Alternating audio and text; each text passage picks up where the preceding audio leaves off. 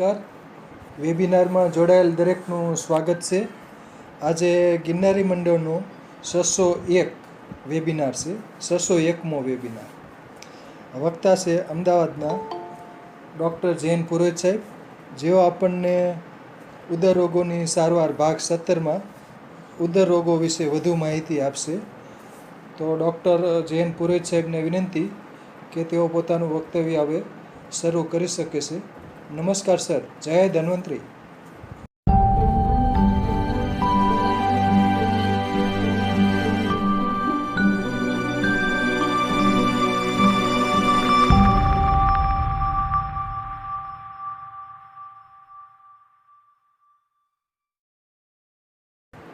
જય ધન્વંતરી. જય ધન્વંતરી. પેલા તો આ ભગીરથ કાર્ય કરવા માટે સાહેબ આપને ખૂબ ખૂબ ધન્યવાદ.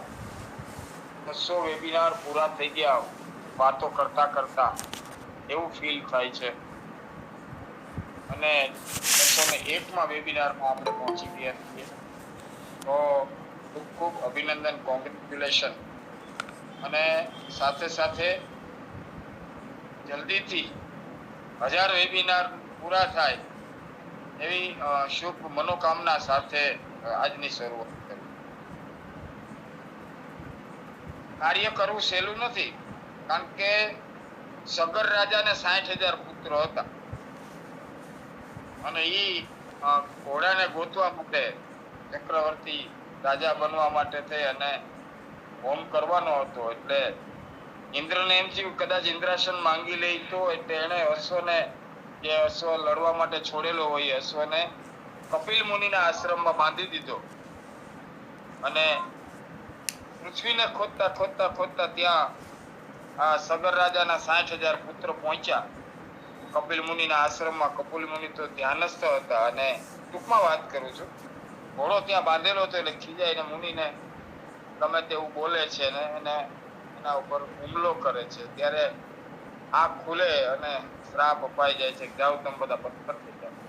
તો આ 60,000 પુત્રોના પથ્થર થઈ ગયા પછી સગર રાજા ખૂબ વ્યાકુળ બની જાય છે. ત્યારે પછી આકાશવાણી થાય છે કે અવકાશમાંથી જો ગંગાને નીચે ઉતારવામાં આવે તો જ આ પાછા સજીવન.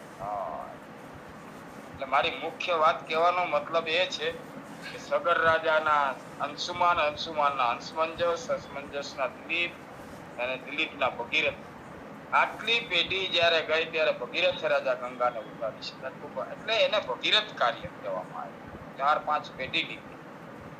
તો આવું ભગીરથ કાર્ય એટલે આપણા 600 વેબિનાર. એટલે એ વાત ઉપર મને આ એક ટોપિક લેવાની ઈચ્છા થઈ ગઈ. ખૂબ જ સરસ રીતે પાછું ગમે તેમ એક વેબિનાર ને તમે ચેક કરો, 600 વેબિનાર ને જો માણસ વ્યવસ્થિત રીતે એમાંથી ખાલી 10 મિનિટ લખે ને તો એ ડોક્ટર બની જાય. એમાંથી 10 મિનિટ નું લખે ને તો એ 4 વેદ નો એને જ્ઞાન થવા મળે. ધર્મને લગતી વાતો, આયુર્વેદને લગતી વાતો, રોગોને લગતી વાતો. આટલું કરવું સહેલું નથી, બોલવું સહેલું હોય છે, પણ આખા દિવસમાં માણસ અનેક વિચાર કરે છે પણ એનો અમલ નથી કરી શકતો. અને આપેશ્રીએ એનો અમલ કર્યો અને આપણે 600 વેબિનારે પહોંચ્યા. તો ભગવાનને પ્રાર્થના કરીએ કે આ કાર્ય કાયમથી કાયમ ખૂબ જ આગળ વધે અને માનવ જીવનનું કલ્યાણ થાય. 601 વેબિનારની શરૂઆત કરતા પહેલા દરરોજના નિયમ પ્રમાણે વંદનીય માતા વનસ્પતિને વંદના કરીએ, કારણ કે આ સૃષ્ટિ આખીનું સર્જન, પાલન અને સંહાર આ બધાની અંદર મુખ્યત્વે કાષ્ટ ઔષધ જ છે. વિષ દોષયુક્ત વનસ્પતિ આપવામાં આવે તો મૃત્યુ પણ થઈ જાય. તો અમૃત પણ એ જ છે. એટલે એ અમૃતને આપણે યાદ કરીએ. ઓમ આયુર્વેદા, ઓમ આયુર્બલમ યશો વર્ચ પ્રજા પશૂન વસૂનિ ચ બ્રહ્મ પ્રજ્ઞાંચ મેઘાંચ વન્નો દેહી વનસ્પતે, વન્નો દેહી વનસ્પતે. ઓમ શાંતિ શાંતિ શાંતિ.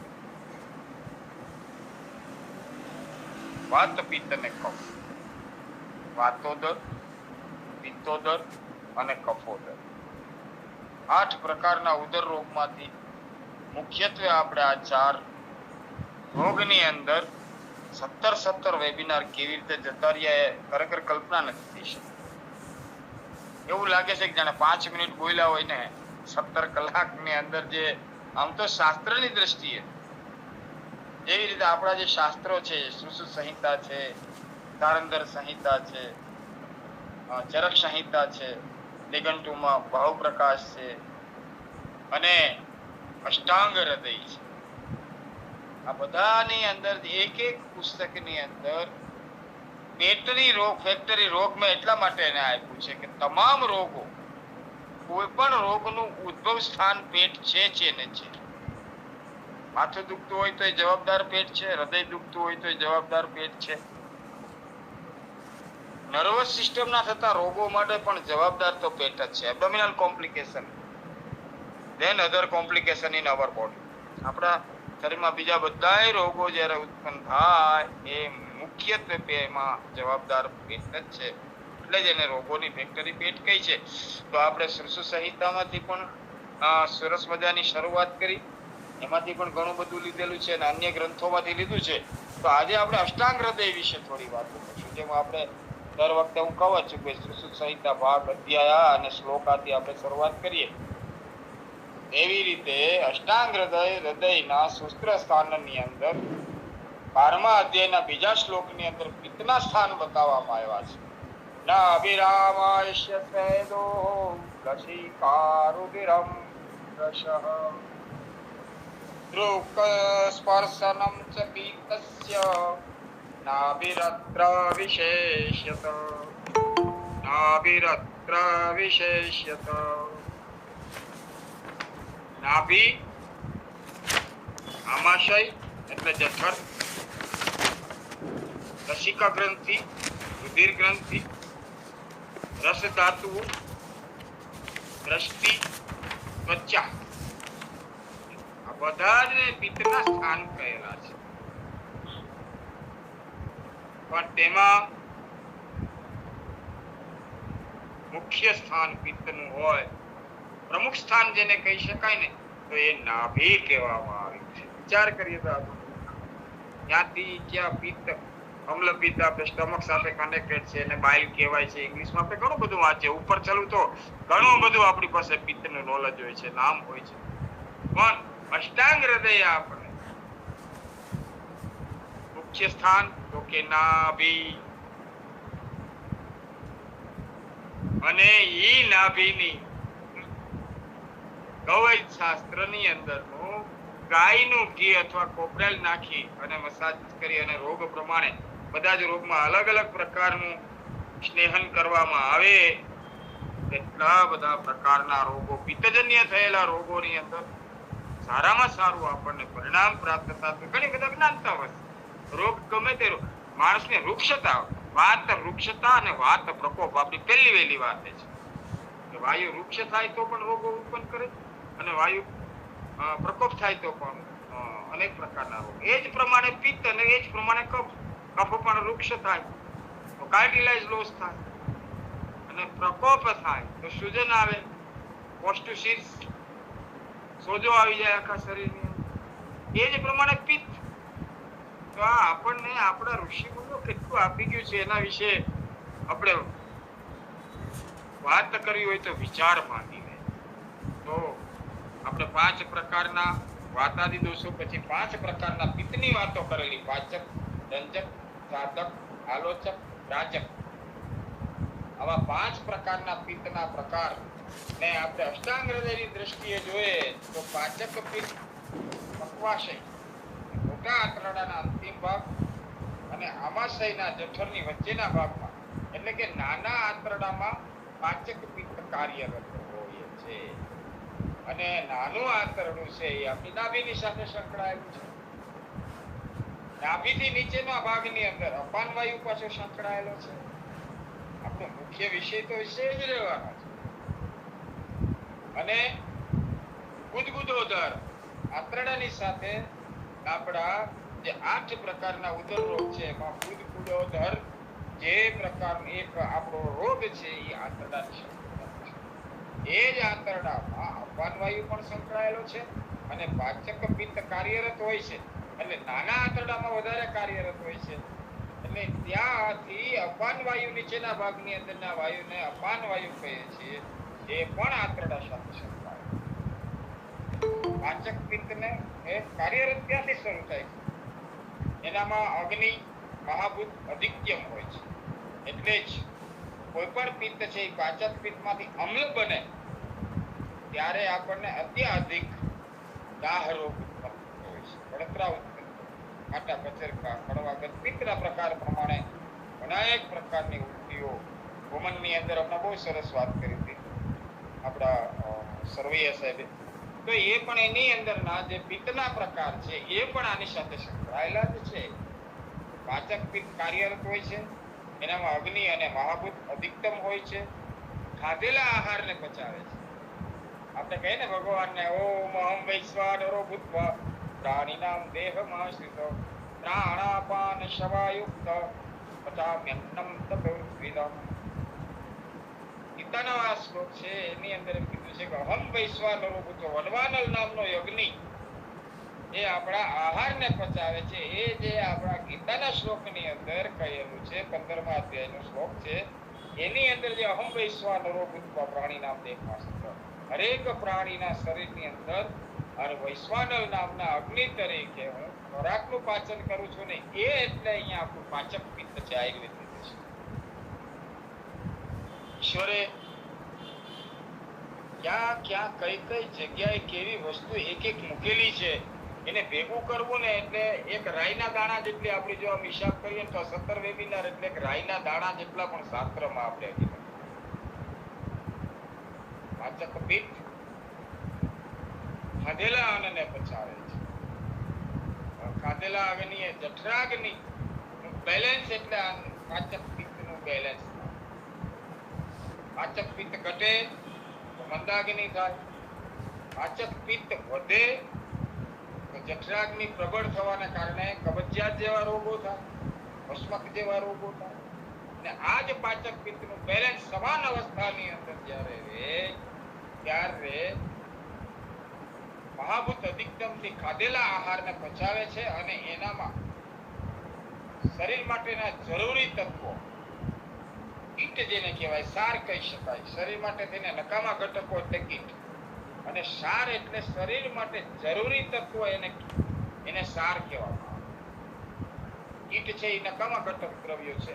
આ બેને જુદા પાડવાની પ્રક્રિયા આપણા શરીરની અંદર ડિડેનિયમ એટલે ગ્રહણીની અંદર થતી હોય છે. ત્યાં પાચક પિત્ત એટલે પેન્ક્રિયાટિવ એસિડની અંદરથી પેન્ક્રિયાસમાંથી પેન્ક્રિયાટિવ એસિડ અને લીવરમાંથી ગેસ્ટ્રિક જ્યુસ આ બે ક્ષારીય તત્વો આખો પ્રોફાઇલ તૈયાર કરે. દાખલા તરીકે ખજૂર ખાધું હોય તો આયરનને જુદું પાડે, દૂધ પીધું હોય વિટામિન્સને જુદા પાડે, દહીં ખાધું હોય તો લેક્ટિક એસિડને જુદું પાડે, કઠોળ ખાધા હોય તો અમુક પ્રકારના એની અંદરના વિટામિન્સને જુદા પાડે. આ બધી પ્રક્રિયા આપણા શરીરની અંદર ક્ષાર દ્વારા અને એની અંદર પણ પેન્ક્રિયાટિવ એસિડ જે એની સંખ્યા એ માણસની હાર્ટ બોડી અને શક્તિ પ્રમાણે 800 ગ્રામથી 1 લીટર સુધીનો એ પ્રવાહી તત્વ હોય છે અને એ લીવરની અંદરથી ગેસ્ટ્રિક જ્યુસ આવે ત્યાર પછી જ આપણે આ સાર તત્વ આખું તૈયાર થાય ને એમાંથી પછી એબ્ઝોર્બ પ્રક્રિયા એબ્ઝોર્બ ઉપર હું બહુ ભાર મૂકું છું દર વખતે કે જેટલી આપણી ચૂસવાની પ્રક્રિયા મજબૂત એટલું આપણા શરીરને વધારેમાં વધારે તત્વ.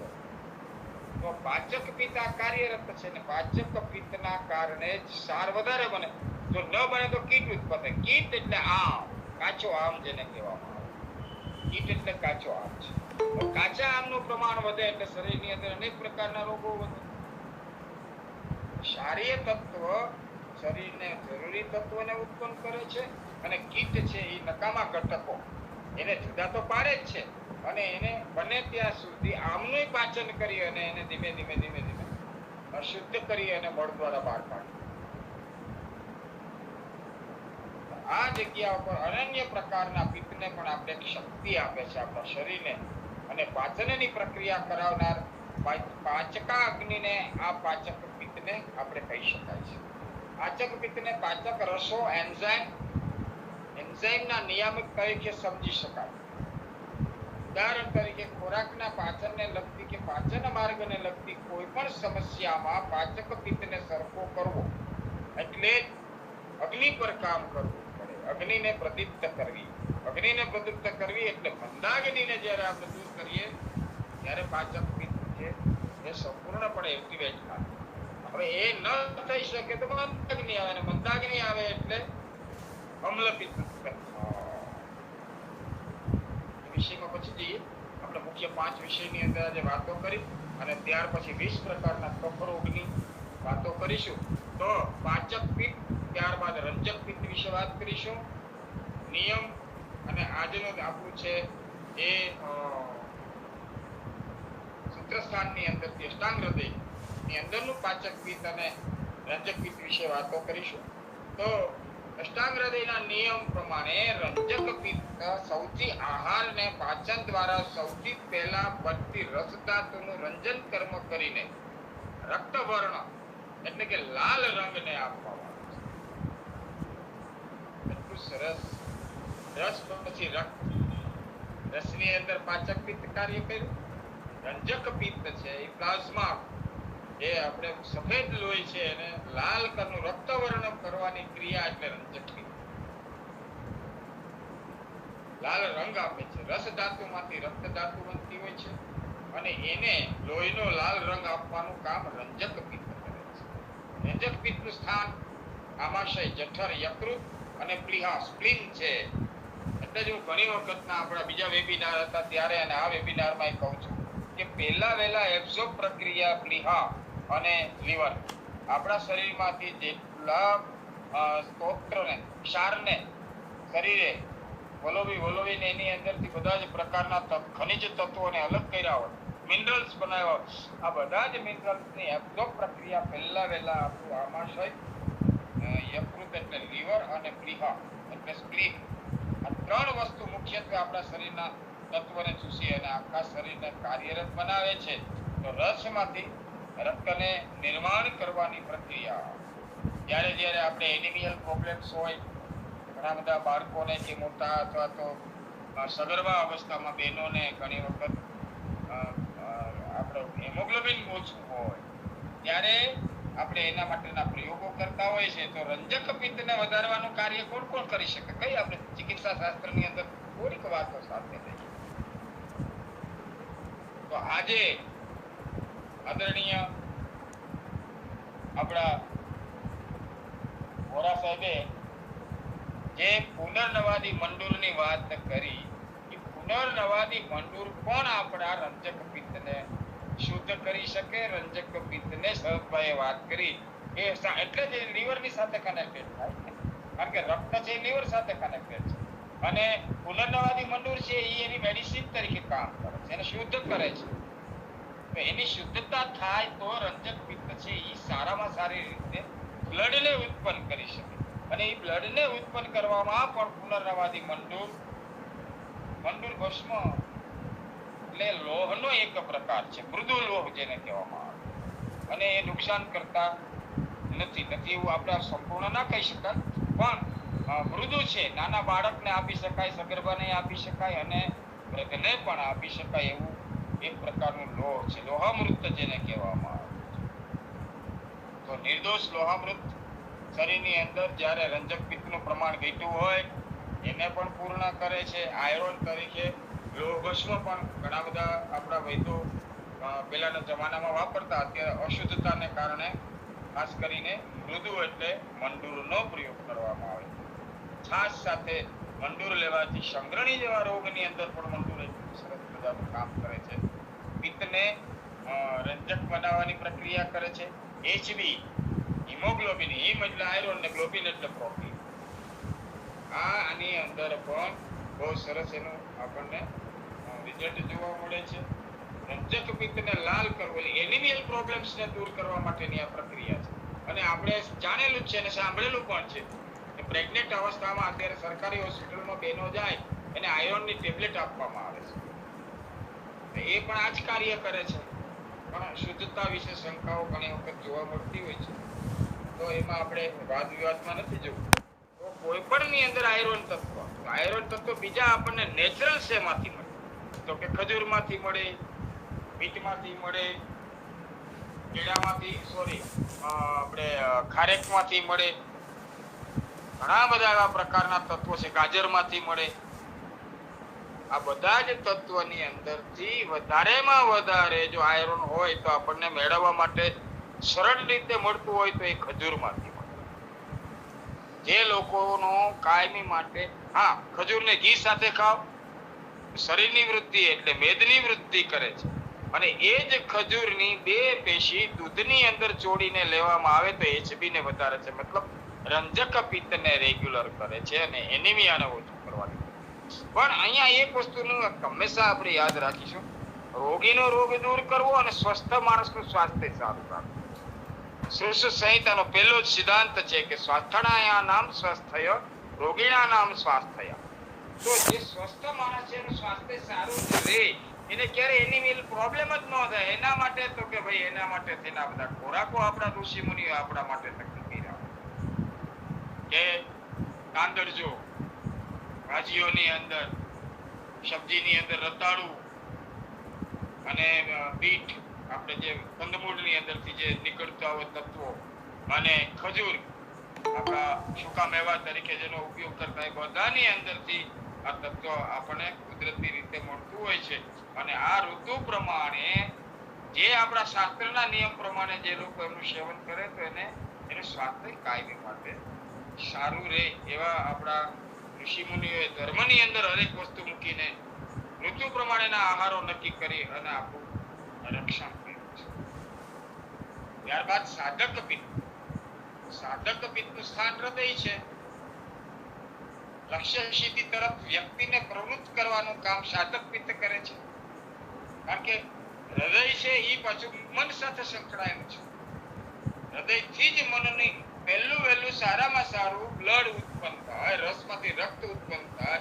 એ બ્લડ જ્યારે પ્યુરિફાય થાય પછી વહેલું મગજ જ વધારે પડતું બ્લડ ડેવલપ, બાકીનું બચ્યું એ આપણને વાપરે. આ એક બહુ સરસ એની વ્યાખ્યા છે. તો સાધક પિત્તનું સ્થાન હૃદય છે, પણ લક્ષ્ય સિદ્ધિ તરફ વ્યક્તિને પ્રવૃત્ત કરવાનું કામ સાધક પિત્ત. એટલે મન અને બુદ્ધિ સાથે આપણું સાધક પિત્ત સંકળાયેલું. આ લક્ષ્ય આધ્યાત્મિક બંને પ્રકારના હોય. જે બુદ્ધિ એટલે મેઘા, એમાં અભિમાન પોઝિટિવ અહંકાર પણ હોઈ શકે, અને નેગેટિવ એટલે પ્રેમ પણ હોઈ શકે. આધ્યાત્મિક શક્તિ પણ એની અંદર કામ કરે. તો સાધક પિત્તનું સ્થાન હૃદય છે. લક્ષ્ય સિદ્ધ તરફ વ્યક્તિને પ્રવૃત્ત કરવાનું કામ સાધક પિત્ત કરે છે. મન અને બુદ્ધિ સાથે સંકળાયેલું સાધક પિત્ત છે. હૃદય એનું ઘર છે, અને હૃદયની અંદરથી જ આપણા વિચારધારાને શુદ્ધ રાખવાનું કામ સાધક પિત્ત કરે છે. આપણી બુદ્ધિને શુદ્ધ રાખવાનું કાર્ય આપણું હૃદયની અંદર રહેલું સાધક પિત્ત કરે છે. તો એના માટે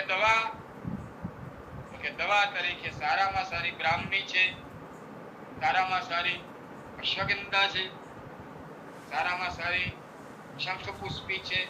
શંખપુષ્પી છે એ મેમરી સેલને મજબૂત બનાવે છે, જેને કારણે માણસની મેઘા શક્તિ, બુદ્ધિ, આ 2 પ્રકાર ઉપર બુદ્ધિને પણ મજબૂત બનાવવા માટે થઈ અને બ્રાહ્મી છે, અને મેમરી પાવરને વધારવા વાળી શંખપુષ્પી.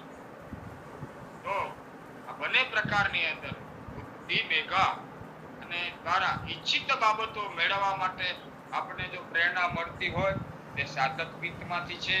નર્વસ સિસ્ટમના અનેક પ્રકારના રોગો છે, અને એ રોગોની અંદર પણ મુખ્યત્વે ઘણા બધા પ્રકારની દવાઓમાં 3 દવાઓ મુખ્ય છે. એક બ્રાહ્મી, એક શતાવરી, એક શંખપુષ્પી. કાષ્ટદ્રવ્ય તરીકે આપણે એટલી વસ્તુનો ઉપયોગ કરીએ છીએ, અને એના પછીનો એક અનુભવી વૈદ્યને પોતાના માર્ગદર્શન રીતે, પોતાની રીતે, પોતાના અનુભવ અને પોતાના સ્ટેટસ પ્રમાણે ઉપયોગમાં બીજું એક વસ્તુને કરી શકતા હોય તો એ છે જ્યોતિષમતી. એનું નામ જ જ્યોતિષમતી નામ. મતિ એટલે બુદ્ધિ. બુદ્ધિને જ્યોત જેવી બનાવવાની જેનામાં શક્તિ છે એ એટલે જ્યોતિષમતી, અને આપણી દેશી ભાષામાં એને આપણે ભાલ કાંગણી કહીએ. શિયાળામાં સેવન થઈ શકે છે, ઉનાળામાં થઈ શકે છે, એક ચોમાસામાં મંદાગ્નિ વધારે હોય તો સેવન ના થઈ શકે. પણ જ્યોતિષમતીનું સેવન કરતી વખતે મુખ્યત્વે, કારણ કે જ્યોતિષમતીનું વચ્ચે એક બીજી વાત કરી દઉં તો જ્યોતિષમતીનું મુખ્ય કાર્ય શિરોવિરેચન કરે છે.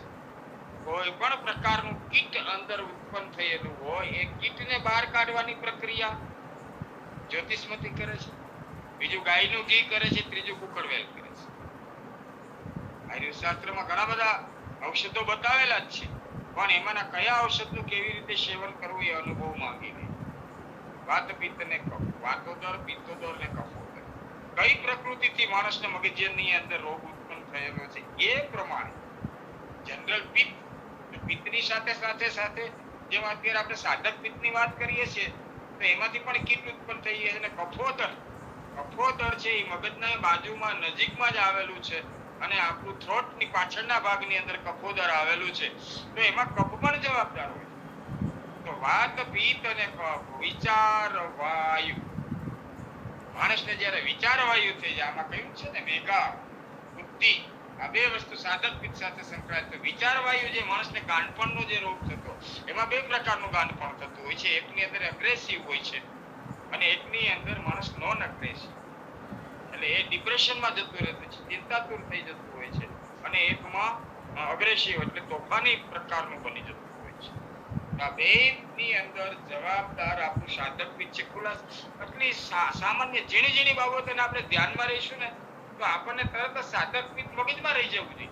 આપણે ખાલી વાતો કરી નાખી તો આપણે અત્યારે બધા ભગવાનને જમાડીએ ત્યારે સ્વાનાય નમઃ, અપાનાય સ્વાહા, પ્રાણાય નમઃ, ઉદાનાય સ્વાહા આપણે બોલીએ જ છીએ, તો એ આપણને યાદ રહી જાય છે. પણ આ 5 પ્રકારના પિત્ત બહુ ભાગ્યે, જો કે હવે તો આ વેબિનાર માટે કે આ મંડળ માટે તો શંકા જ નથી, કારણ કે આમાં અત્યારે જેટલા જોઈન્ટ થયેલા હશે બધા જ પાક્કા વક્તા અને પાક્કા શ્રોતા બની ગયેલા. તો સાધક પિત્ત છે એ જ નર્વસ સિસ્ટમની અંદરના રોગોને ઉત્પન્ન કરે. હવે એની અંદર સાધક પિત્તમાં એપિલેપ્સી, એપિલેપ્સી વાયુ સાથે સંકળાયેલો રોગ છે. તો વાતોદરની અંદરનો રોગ છે એમાં પણ સાધક પિત્ત જવાબદાર છે.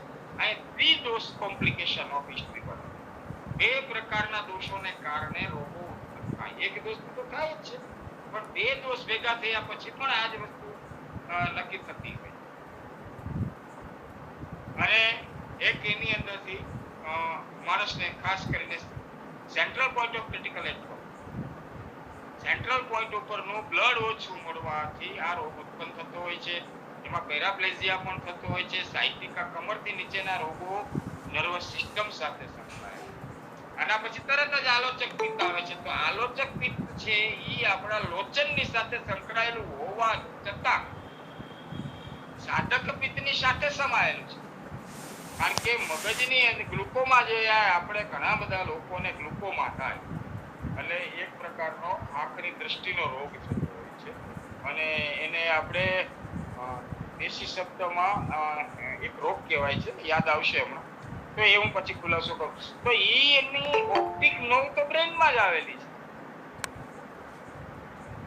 ઓપ્ટિક નોવ બે પ્રકારની છે, એ બ્રેનની અંદર આવેલી છે. એક છે વિઝન આપે છે, અને એક ફાઉન્ડેશનની ગતિની ઉપર એનું હાઈ ટેન્શન કેટલું હોય એ પ્રમાણે એને મેન્ટેન કરવાની પ્રક્રિયા કરે.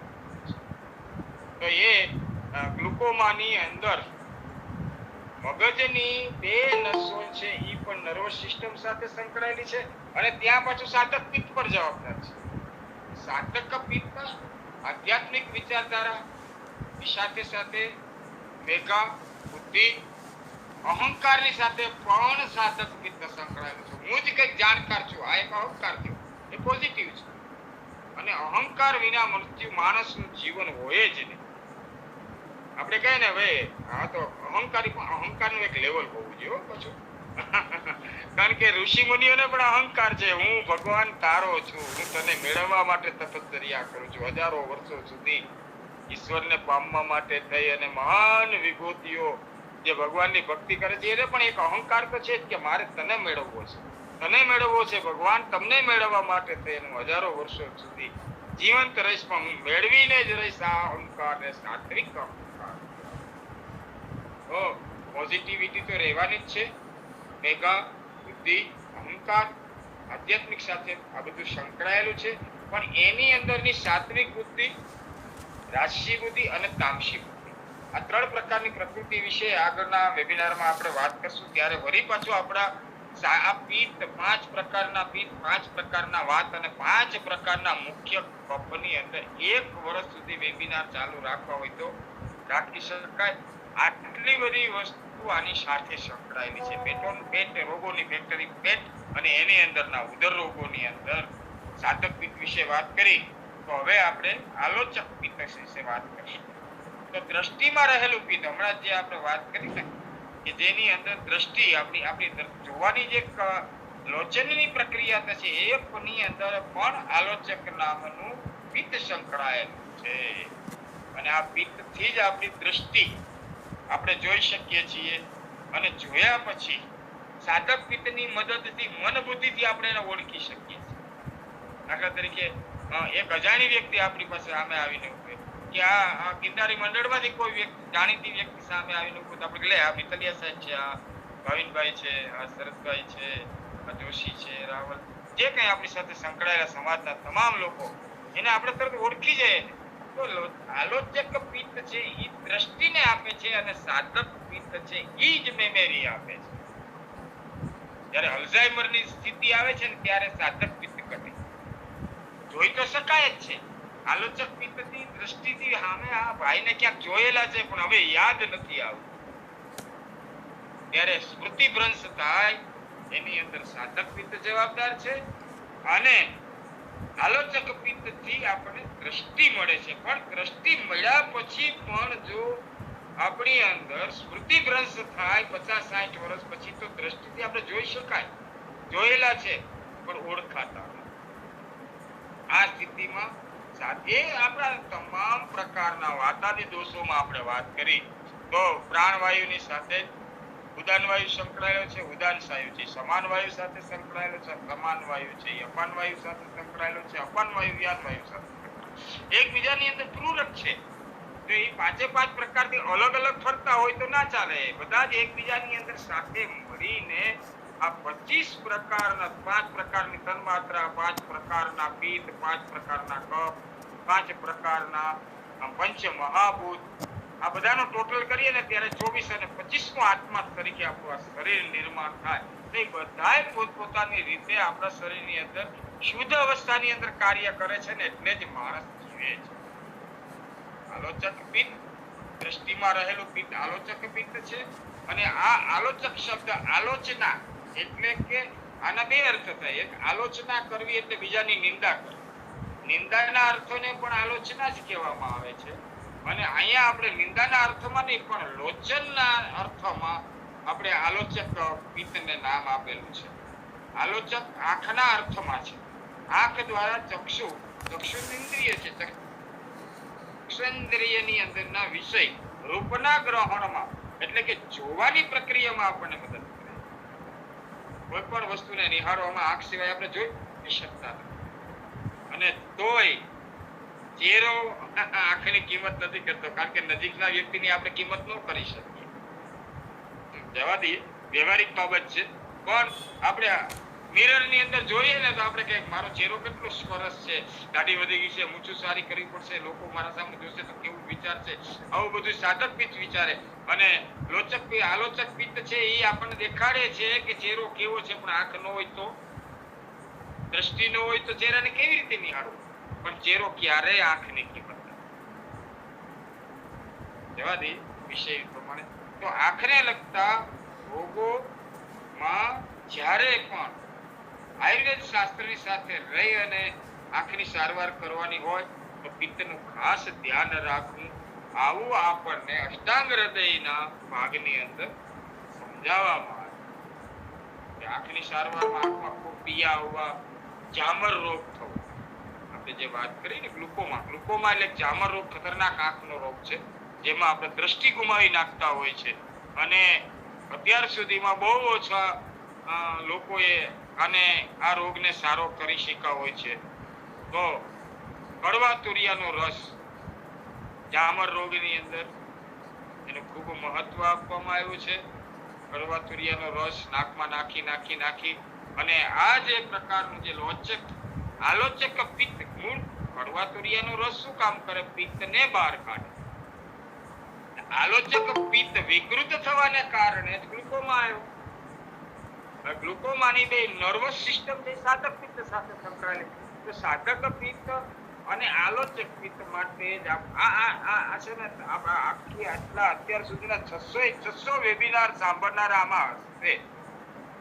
મારા જેવો તો પાછળથી ઘણા બધા જોઈન છે, પણ એક વસ્તુ હંમેશા આયુર્વેદના 2 સિદ્ધાંતોને કે 3 સિદ્ધાંતોને તો આપણે જો જીવનમાં નહીં લાવી શકીએ તો ક્યારેય આપણે કોઈને માટે તેને કંઈ કરી નહીં શકીએ. પેલું અનુપાન અને બીજી પરેજી. પરેજી રાખ્યા વિના 10 દિવસ સુધી પુનર્નવા મંડું લઈને પછી કહે કે લીવર તો ફેટી છે, પણ આપણે કર્યું શું? તેલગી બંધ કર્યા હતા તો કે ના, એ કે તો બહાર જવું પડે એટલે થોડું લેવું પડે ને, તો પછી અમને શું કામ કહો છો? તમારે પરેજી જ નથી રાખવી તો રોગ કેવી રીતે મટ કરવો? આજનો આ વિષય મને બહુ ગમ્યો એટલે એના ઉપરથી જ હું વાત કરું છું. પરેજી અને અનુપાન અને રોગનું નિદાન, આ 3 વસ્તુ જે જ્યારે મુખ્યત્વે નિદાન વિના અજ્ઞાનતાવશ ઘણી બધી વસ્તુ આપીએ તો માણસને સારું થઈ જાય. હું એવું નથી કહેતો કે સંપૂર્ણપણે 100%, પણ એનું એક નિદાન કરીને આપણા પૂર્વાચાર્યો લખીને ગયા છે. એટલે આપણે નિદાનની જરૂર નથી, કારણ કે આપણી સમક્ષ રોગ છે. એબ્ડોમિનલ કોમ્પ્લિકેશન આવ્યો, પેટનો દુખાવો આવ્યો, અત્યારે આમાંથી કોઈ પણ આપણી સાથે અત્યારે સંકળાયેલા તમામ શ્રોતાગણમાંથી એને ખબર જ હોય કે પેટના દુખાવા માટે શું શું આપી શકાય. શાસ્ત્રીયમાંથી આપી શકાય, ઘરગથ્થુ ઉપચાર તરીકે ઘણા બધા લોકો કે ભાઈ ગોળમાં લીંબુ નીચો, એમાં કાળા મરી નાખ, અંચળ નાખીને પી લો એટલે પેટનો દુખાવો બંધ. કાવડી મારા જેવા એકાદ ત્યાંથી નીકળે એમ કે લવણ ભાસ્કર લઈ લો, છાશમાં નાખીને દુખાવો બંધ થઈ જશે. ત્યાં ત્રીજા ભાઈ નીકળી કે આ પેટમાં ક્યારનું દુખે, મટતું નથી, હિંગાષ્ટક ચૂર્ણ લઈ લો ને ભાઈ, ઈ નાખીને હમણાં તમને દુખાવો બંધ થઈ જશે. નિદાન આવ્યું જ નથી, પણ નિદાન તો પૂર્વ આચાર્યો કરીને ગયા છે, ઋષિ મુનિઓ કરીને ગયા છે. પરંપરાગત વર્ષોથી પોતાના જીવનના નું ભાતું છે ને, એ આપણા ઋષિ મુનિઓ અને પરંપરાગત વૈદો કે જે વર્ષોથી પ્રેક્ટિસ કરી રહ્યા છે અને પરંપરાગતો છે, એ લોકોએ આપણી અંદર કેટલા બધા પ્રકારની વનસ્પતિઓ એવી રીતે બતાવી છે કે વગર નિદાને માણસ સારો. પણ જ્યારે કષ્ટસાધ્ય અને અસાધ્ય રોગ હોય તો નિદાનની ખબર હોવી જોઈએ. કઈ વનસ્પતિ ક્યારે કોને ન આપી શકાય એનું જ્ઞાન હોવું. સગર્ભાને પાઇનેપલ ન અપાય, સગર્ભાને પપૈયું ન અપાય. આ એક આપણા વ્યવહારિક નોલેજની અંદર આપણી માતાઓને ખબર હોય છે, પણ ખબર ન હોય અને અજ્ઞાનતા વશ જો એને પાઇનેપલ ખાવાનું કહેવામાં આવે તો એને ગર્ભપાત થઈ શકે, પપૈયું ખાવામાં આવે તો ગર્ભપાત થઈ શકે. એટલે સમજણપૂર્વક પોતાનો બહોળા અનુભવ પછી પણ આપણે આયુર્વેદિક દવાનો ઉપયોગ થઈ શકે. છતાં પણ મારો એક જ આગ્રહ કાયમી માટે રહે છે કે વૈદો ભલે પરંપરાગત હોય, વૈદ્ય તરીકેનો વર્ષોનો અનુભવ ધરાવતી વ્યક્તિ દ્વારા અથવા એના કહેવા પ્રમાણે દવાઓની સેવા. કડવા તુરિયાનો રસ કમળામાં એટલું જ કામ કરે છે, તો કમળામાં પિત્ત જવાબદાર છે. લીવરની સાથે સંકળાયેલું પાચક પિત્ત અમ્લ બને, અથવા પાચક પિત્તનું પ્રમાણ વધે, અથવા પાચક પિત્તનું પ્રમાણ વૃક્ષ થાય, તો એની અંદર પણ પિત્તને રેગ્યુલર કરવા માટે કડવા તુરિયાનો રસ, ઉકળવેલનો રસ, એમાં ઘણી બધી વસ્તુઓ છે કે એ આપણને આંખજન્ય રોગોમાંથી, એટલે કે મુખ્યત્વે જામરવાની અંદર એનો ઉપયોગ કરવામાં આવે તો આપણા પ્રાચીન કાળના વૈદ્યોએ એના સારા રિઝલ્ટ પ્રાપ્ત કરેલા છે. સંપૂર્ણપણે 100% ન જોઈ શકે તો કઈ નહીં, પણ સામાન્ય જોઈ શકે એવી દ્રષ્ટિમાં અંધકારક સંપૂર્ણપણે દ્રષ્ટિ જામરની અંદર જતી રહેતી હોય છે, એ પ્રકારનો સોજો ઉત્પન્ન થઈ અને આંખનો ડોળો ફૂલી જતો હોય છે. આવા ઘણા બધા એમના નિદાનો અને અંતે ડોક્ટરો નક્કી કરતા હોય છે. પહેલાથી રેટિના ફાઉન્ડેશનની પોઝિશન જોતા હોય છે, ત્યારે આવી દવાઓ દ્વારા પણ એને પણ પેશન્ટની તાસીર મુખ્યત્વે છે. પેશન્ટ સશક્ત ન હોય તો ઉકળવેલ છે, કડવા તુરિયાનો રસ છે, આવી કોઈ પણ વસ્તુનો ઉપયોગ ન થઈ શકે. એટલે સમજણપૂર્વક આ રોગની અંદર આનો ઉપયોગ કરવામાં આવે તો માણસને દ્રષ્ટિ અને દ્રષ્ટિના બીજા રોગની દ્રષ્ટિએ વિચારીએ તો પિત્તનું શમન કરવું જરૂરી બને જ. તો પિત્તના શમન માટે થઈ અને ઘણી બધી ઔષધો આપણે નક્કી કરેલી છે અને બતાવેલી છે. પાછું એનું રિપીટેશન કરશું. એક ને એક વસ્તુ સતત અથડાયા કરશે તો એ મગજની અંદર ફીડઅપ થઈ જશે. બ્રેઇનમાં ફીડઅપ. બ્રેઇન એ કોમ્પ્યુટર છે ને કોમ્પ્યુટરમાં ફીડઅપ થઈ જાય પછી જ્યારે પણ યાદ કરીએ ત્યારે એ પાછું ફાઇલ ઓપન થાય. એક્સેલ ફાઇલ ની અંદર નાખેલું હોય તો એ એટલે દાણા જીરું ને વડિયાળ આ બધું સંભાગ લીધું. 50 ગ્રામ લીધું તો 150 ગ્રામ ને 150 ગ્રામ સાકર. અનુપાન પરત્વે તેલ ઘી તળેલું આથાવાળા ખોરાક તીખા તળેલા તન્મનતા પ્રવાહો અથાણા આ બધું બંધ કરી અને માણસ 5 દિવસ 7 દિવસ એનું સેવન કરે તો કોઈ પણ પ્રકારના 5 માંથી કોઈ પણ પ્રકારનું પિત્ત છે એમાં ધીમે ધીમે એની શુદ્ધતા થાય અને અસર આવે. ત્યારબાદ આપણે વાત કરશું રાજક પિત્ત. રાજક પિત્તની વાત કરીએ તો ભાજક પિત્ત ત્વચામાં રહેલું છે. 60 પ્રકારના શુદ્ર રોગ અને 18 પ્રકારના કુષ્ઠ રોગ. વિચાર માગી લે કે નહીં? હવે એક ભાજક પિત્ત ઉપર 60 પ્રકારના શુદ્ર રોગ, કોડા, ફુંસી અને 18 પ્રકારના કુષ્ઠ રોગ એની અંદર સિકદમ કોડ, શર્વિત્ર કોડ, ઉદંબર એવા આપણે એના બધા પ્રકારના પછી વાંચશું. તો એક ભાજક પિત્તની ઉપર 10 વેબિનાર કે 15 વેબિનાર કરવા હોય તો થાય. કારણ કે ભાજક પિત્તની વાત કરીએ આપણે ભાજક પિત્તની તો ચામડીના 60 પ્રકારના શુદ્ર રોગ અને 18 પ્રકારના કુષ્ઠ રોગ એટલે 78 પ્રકારના રોગોની છણાવટ કરેલી અને તો બીજા 10 વેબિનાર.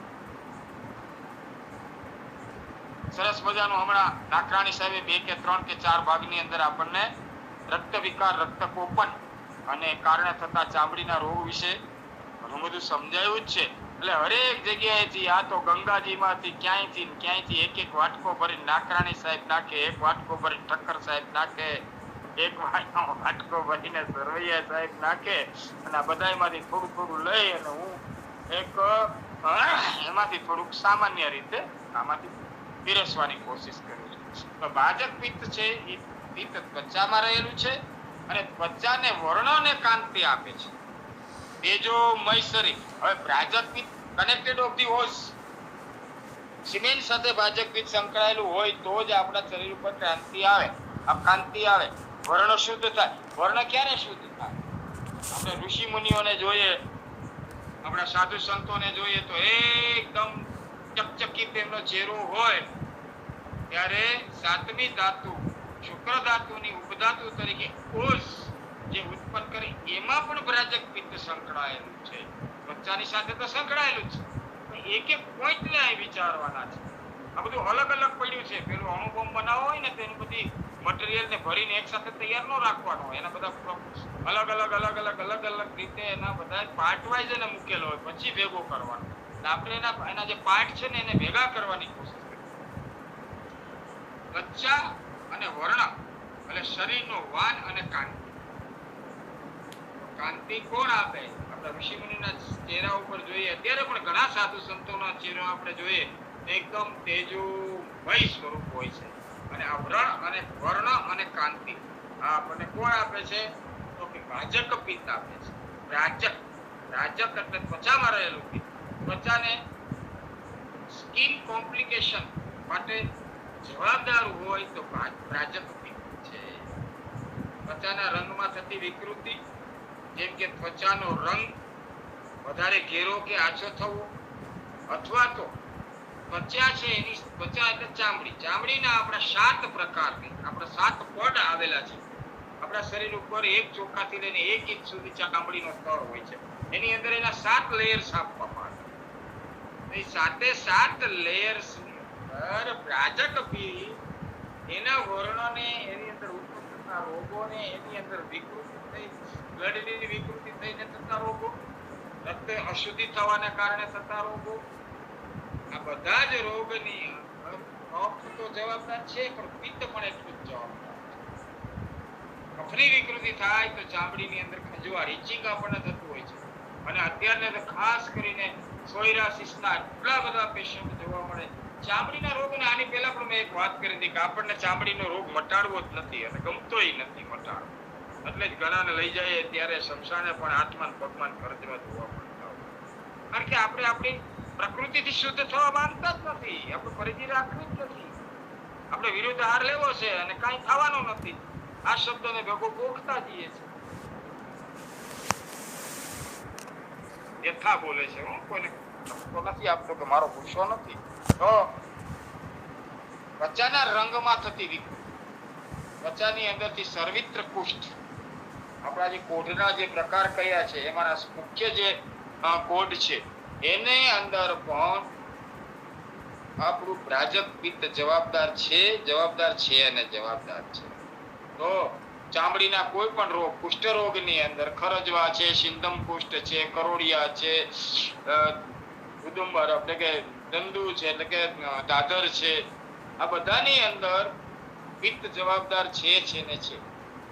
હા, આપણને આપણું શાસ્ત્ર અષ્ટાંગ હૃદય કહે છે, સુસુપ્ત તો કહે જ છે, ચરક તો કહે જ છે, બીજા બધા ગ્રંથમાંથી કહે છે, સારંતર સંહિતા પણ કહે છે.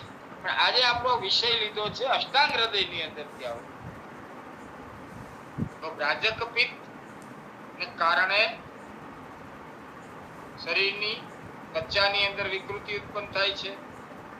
સોયરાસિસ, ખસ, ખરજવા, આખા શરીરની અંદરની ખંજવાટ, ઉદર્દ, દર્દ એટલે શીરસ, શીત પિત્ત, આ બંને વસ્તુ જો શીતની સાથે પિત્ત આવી, શીત પિત્તની તાસીરની અંદર આપણને ખાસ કરીને શીરસ નીકળતું હોય છે. તો એની અંદર પણ ભાજક પિત્ત જવાબદાર છે. તો ભાજક પિત્તને સારામાં સારું રાખવા માટે કઈ વસ્તુ મહત્વની છે? તો કે એક તો વિરુદ્ધ આહારથી દૂર રહેવું.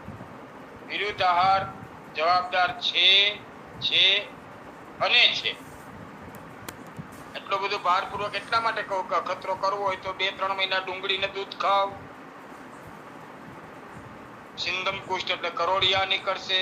ચિત્રી એક પ્રકારની શરીર ઉપર નાના ડાઘ, એમાં કઈ થતું નથી બીજું, ખાલી આપણી ચામડી છે ને એ કદરૂપી દેખાય છે. આ ડુંગળીને દૂધ ખાવાથી થતો એક રોગ છે. ડુંગળીનું દૂધ ખાવાથી ઘણા બધા બીજા પ્રકારના રોગો થાય છે. ખસ થાય છે, પામા ખસ, લૂ ખસ અને ફોડા ખસ, 2 પ્રકારની ખસ આપણને થતી હોય છે. આ બધાની અંદર ભાજક પિત્ત જવાબદાર છે અને ભાજક પિત્તને શુદ્ધ કરવાની પ્રક્રિયા એટલે આરોગ્યવર્ધની 8 પ્રકારના ઉદર રોગની દવાની અંદર પણ આરોગ્યવર્ધનીને ખૂબ જ મહત્વ આપવામાં છે. કોઈ પણ પુસ્તકમાં ખોલીને વાંચી શકો છો. ઉદર રોગની અંદર આરોગ્યવર્ધની અને બીજું એરંડિયાનો જુલાબ, ગૌમૂત્ર, ગળો અને ત્રિફલા, આ 3 વસ્તુને મુખ્યત્વે ગણવામાં આવી છે ઉદર રોગની. એમાંની અંદર પણ જ્યારે ચામડી ખરાબ થાય ત્યારે ગળો, મંજિષ્ટાદી ઘનવટી, વાકુચી ઘનવટી, રક્તરાજ અથવા રક્ત શુદ્ધિવટી, અને એક દવા તમારા ઉપયોગમાં નથી લેવાની, વૈદ્યના માર્ગદર્શન પ્રમાણે લેજો. એ છે ગંધક રસાયણ. ચામડીના અંદરના ભાજક પિત્તને સંપૂર્ણ પ્રમાણે કોઈ પણ રોગથી જ્યારે આપણને ચામડીનું ભાજક પિત્ત શુદ્ધ ન થતું હોય ત્યારે ગંધક રસાયણ સંપૂર્ણ પ્રમાણે મગની મીઠા વગરની મોડી દાળ અને રોટલી 2 ટાઈમ ખાય અને 21 દિવસ સુધી જો ગંધક લેવામાં આવે તો ચામડીને એવો કોઈ રોગ નથી કે જલ્દી મટી ન શકે. આ વાત થઈ અસાધ્યની અંદર અને આ શાસ્ત્રીય પદ્ધતિ વૈદોને લગતી. પણ કાષ્ઠ ઔષધિ તો કેટલા બધા પ્રકારની કહેલી છે. એ ચામડીના રોગ, ચામડીના તરડાઈ જવું, ચામડી વૃક્ષ થઈ જવી, આની અંદર પણ ભાજક પિત્ત જ જવાબદાર છે. તો ત્યાં શું આપવાનું કહ્યું? તો શીતાહાર. તેમાં શું આવે? તો કે મલાઈ. તેની સાથે શું લેવું? તો કે કાળા મરીને કાળી જીરી 50 ગ્રામ લઈ, 100 ગ્રામ લઈ, બપોરે અને સાંજે સિંધાલું નાખવું થોડું, હળદર અને સિંધાલું નાખેલી મગની દાળ ફોતરાવી નાની, એની સાથે સામાન્ય ચોપડેલી રોટલી, સવારે થોડું સ્વાસ્થ્ય એટલે શ્રમ કરવો, સ્વસ્ત્રય કરવું અને આ ટાઈપનો ખોરાક લઈ અને ખાલી 11 દિવસનો પ્રયોગ કરો ને. ચામડીના કોઈ પણ રોગી હોય અથવા તો તમારા સંબંધીમાં હોય કે ઘરમાં કોઈને આવી તકલીફ હોય તો વૈદ્ય તરીકેનું માર્ગદર્શન મળી ગયેલું છે. એટલે એની અંદર કાળા જીરી અને કાળી જીરી ને કાળા મરી 50-50 ગ્રામ લેવા, એમાંથી અડધી ચમચી દવા લેવી અને 1 ચમચી દૂધની મલાઈ લેવી. આને મિક્સ કરવી. દૂધની મલાઈ ન મળે તો માખણ લેવું. ખાસ તો માખણ જ કહ્યું છે, પણ અત્યારે માખણ મળતું નથી.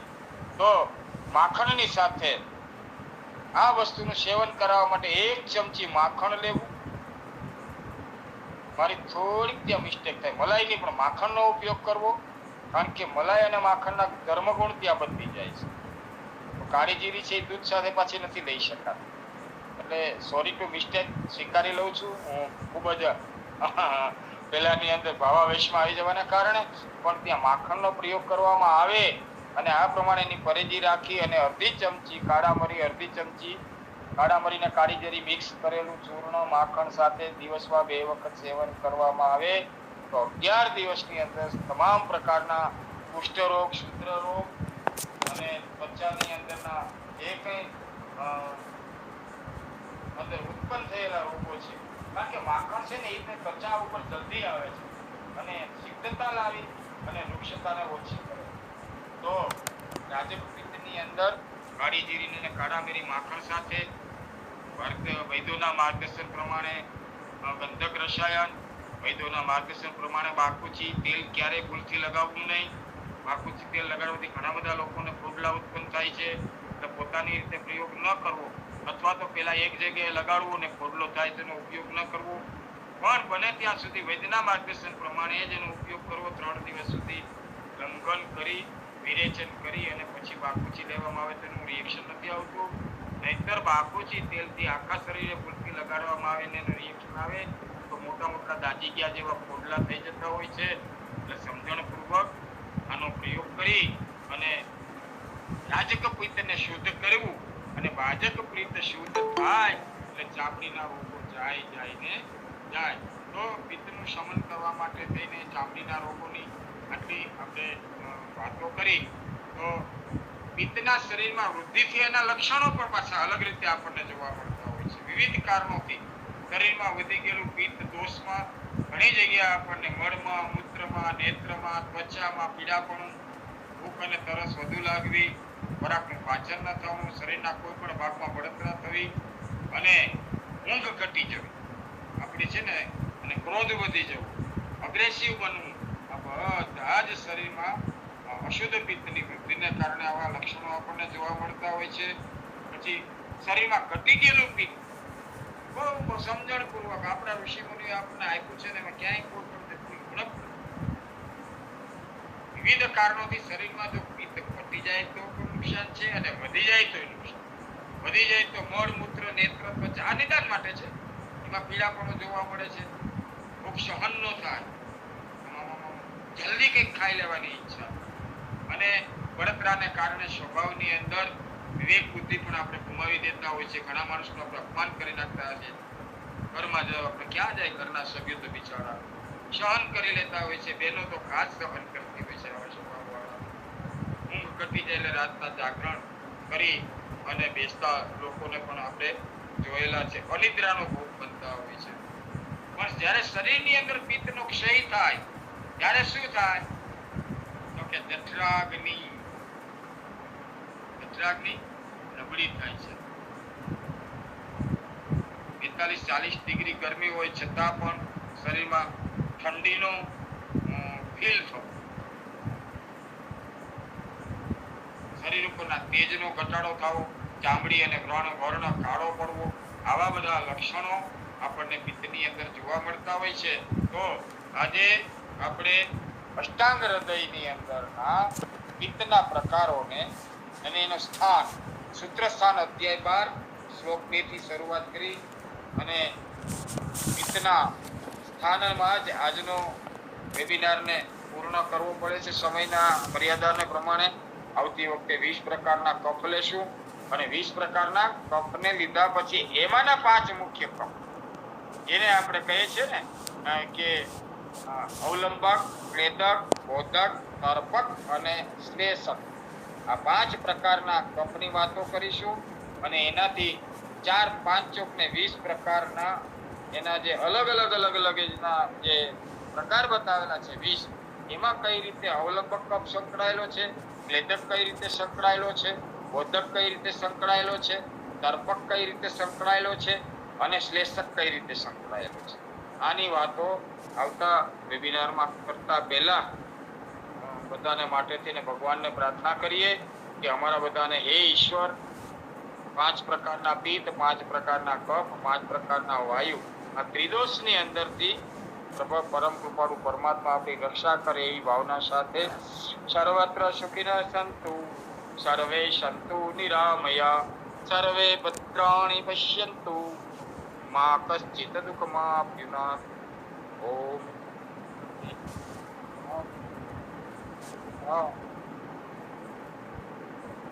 ખૂબ ખૂબ આભાર ડૉક્ટર જૈન પુરોહિત સાહેબનો, જેમણે આજે પિત્તના 5 પ્રકારો વિશે માહિતી આપી. રંજક પિત્ત, સાધક પિત્ત, આલોચક પિત્ત, પાચક પિત્ત અને ભ્રાજક પિત્ત, અને કેટલાક ઔષધો વિશે પણ માહિતી આપી, એટલે કે પિત્તની સારવાર વિશે પણ માહિતી આપી. ખૂબ ખૂબ આભાર ડૉક્ટર જૈન પુરોહિત સાહેબનો. હવે ઠક્કર સાહેબને વિનંતી કે 2 શબ્દો કહે. ઠક્કર સાહેબ નથી લાગતા, બરાબર છે. ઠક્કર સાહેબ નીકળી ગયા લાગે. વણપરિયા સાહેબને વિનંતી કે 2 શબ્દો કહે. વણપરિયા સાહેબ, ડૉક્ટર વણપરિયા સાહેબ.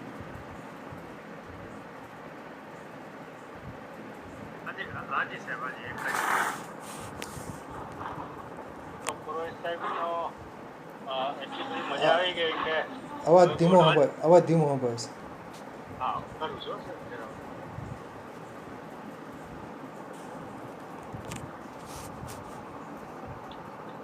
સંભળાય છે? હા સંભળાય છે. એક તો પુરોહિત સાહેબનો ખૂબ ખૂબ આભાર કે એમણે એટલું બધું ડિટેલ્સની અંદર બધા પિત્ત, રંજક માંડી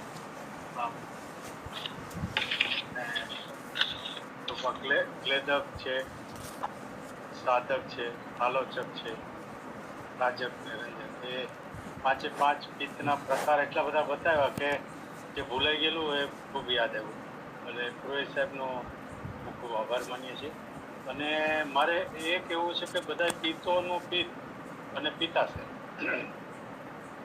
તો ખાસ કરીને જે આપણું લીવર છે એ લગભગ 450 ફંક્શન કરે, અને એમાંનું એક કાર્ય છે એટલે ધાતુઓનો સંગ્રહ કરવાનો, ધાતુઓ ચરબી છે એટલે કે LDL છે, HDL છે, એવરેજ લિપિડ છે, એ બધો આધાર લીવર ઉપર છે.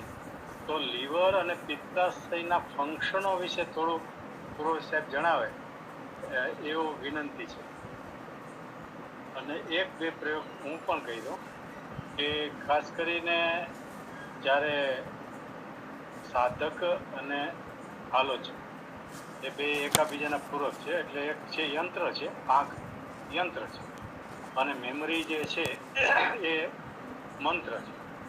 તો એ આદિવાસી વિસ્તારની અંદર જ્યારે આ પ્રકારના રોગ થાય ત્યારે આંખની અંદર આપણે જેમ સૌરાષ્ટ્રમાં ચીમેળ કરીને નાખીએ છીએ કે યંત્ર બગડે એટલે ચીમેળ નાખે, અને મેમરી બગડે એટલે બ્રાહ્મી, અને અહીંયા સાઉથ ગુજરાતમાં બ્રાહ્મીના પાનના ઢોકળા કરવાનો મોટો રિવાજ છે, ખાસ કરીને નવસારી, સુરત, વલસાડ.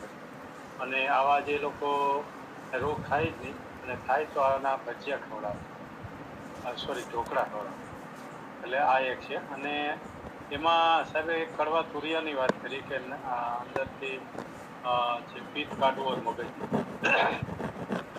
તો અહીંયા જે ખાસ કરીને આદિવાસી વિસ્તારની અંદર જોયું તો ત્યાં છે ને ખાસ કરીને મેં 1-2 વાર વાત તો કરી છે કે અગત્યના પાનનો રસ પણ નાખવાના, જેથી કરીને પિત્ત ખૂબ જ નીકળી જાય. અને જાણકારના માર્ગદર્શન નીચે જ કરવાનું હોય, અને ખાસ કરીને એમાં એ વધારે આધાશીસી કે માથું દુખાવો કે મગજ ભારે રહેવું, કાયમ શરદી થવી, એ તમામની અંદર જે આ સાધક પિત્ત અને આલોચક પિત્ત આંખ અને મગજની અંદર ભરાયેલો એ બંનેને કાઢી નાખે. આંખમાંથી આસોડા રૂપે કાઢી નાખે અને મગજમાંથી નાકની રૂપે કાઢી નાખે. અને આ અગત્યના ફૂલનો રસ જાણકારોની દ્રષ્ટિમાં નાખવામાં આવે તો ખૂબ જ પેલું નીકળી જાય. બીજું એક સાહેબે જે છેલ્લું કીધું ચર્મ પર, એટલે કે રાજક, એટલે કે જ્યારે કમળો થાય ત્યારે શરીર પીળું થઈ જાય તો અહીંના જે આદિવાસી લોકો હાથમાં ચૂનો રાખે, બંને હાથ ઉપર ઘસી રાખે અને એને હાથ એટલે કોણીથી નીચે સુધી હાથ ફેરવે અને કાંસાના વાસણમાં પાણી નાખ્યો એમાં ધોઈ નાખે. તો ધીમે ધીમે જે રંજક પિત્ત અને પ્રાજક પિત્ત બંને હાથમાં ચૂનામાં આવી જાય અને એ કાંસાની વાટકીમાં ધોઈ નાખે એટલે એને કમળો ઝારવો, કે એક કમળા ઝારનાર ભગતને નુકસાન ના થાય એટલે એને કાંસાનું વાસણ એટલે તાંબુ અને જસત કે એવું કંઈ હોય છે તો અને એ બંનેને હિસાબે એમાં વાયરસ કે ફૂગનો કોઈ રોગ નથી થતો. એટલે આવી રીતે આદિવાસી વિસ્તારમાં જે ભ્રાજક થતો રંજક પિત્ત બંને દૂર કરવા માટે ચૂનાનો ઉપયોગ કરવામાં આવે છે અને એ રીતે ઘણી બધી પદ્ધતિ છે. તો એટલું જાણી મારે ખાસ પુરોહિત સાહેબ પાસે જાણવું છે કે પિત્તાશય અને લીવરની અંદર પિત્ત એ કયા પ્રકારનું અને એને કેવી રીતે નિવૃત્ત કરવું અથવા તો એને નિયંત્રણમાં રાખવું એ વિશે થોડું જણાવે તો આનંદ થશે. ધન્યવાદ. પિત્તાશય વિશે ગયા વખતે બહુ સરસ મિત્તલિયા સાહેબે વાત કરી હતી અને બીજી કોઈ પણ વાત કરી હતી કે પિત્તાશયના બે છેડા છે એ આપણા નાના અને મોટા આંતરડાની વચ્ચેથી એની અંદરની કોઈ પણ વસ્તુ છે ને એ ડિસ્ચાર્જ. મૂળ તો પિત્તાશય એક રિફાઇનરી છે અને આપણા પિત્તનું શુદ્ધ કરવાની પ્રક્રિયા પિત્તાશયમાં થતી હોય છે. ગોલ બ્લેડર તરીકે એનો ઉપયોગ થતો હોય છે. તો એની અંદર જ્યારે પેલું મ્યુકસ આપણે જે વાત કરી ને પેલું રસ તત્વ છે એ રસ તત્વ લીવર ને લીવરમાંથી પિત્તાશયમાં જાય, પિત્તાશયમાંથી શુદ્ધ થઈ અને પાછું અશુદ્ધ વસ્તુ છે એ આપણા આંતરડા વાતે નીકળી જતી હોય છે અને બાકીની વસ્તુ સીધું તેને એબ્ઝોર્બ થઈ અને પાછી શરીરની અંદર આવી જતી હોય છે. આ વિશે વધારે વાત તો આપને ખ્યાલ જ છે તો આપ જ સમજાવશો તો સારું પડશે. જમવા બેસવાની તૈયારી કરતો તો એટલે શોર્ટમાં લીધું છે. Thank you sir, thank you. જમી લેજો. સરસ, આભાર, સરસ.